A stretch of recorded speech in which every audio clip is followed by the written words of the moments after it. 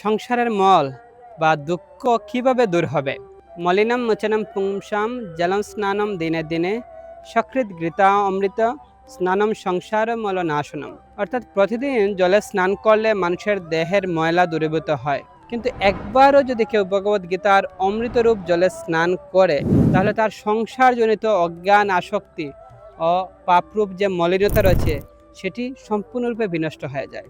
তাই আমরা যদি প্রতিদিন ভগবদ গীতার আশ্রয় গ্রহণ করে আমরা যদি প্রতিদিন ভগবদ গীতা অধ্যয়ন করি তাহলে আমাদের যে সংসারের যে মল রয়েছে, সংসারের যে দুঃখ রয়েছে, সেই সমস্ত দুঃখ এবং পাপ কার্য থেকে মুক্ত হয়ে আমরা সম্পূর্ণ প্রকারে শুদ্ধ হয়ে যেতে পারবো এবং সমস্ত প্রকার অশান্তি থেকে মুক্ত হয়ে কৃষ্ণ ভক্তি বা ভগবানের প্রতি আমাদের আসক্তি জন্মাবে।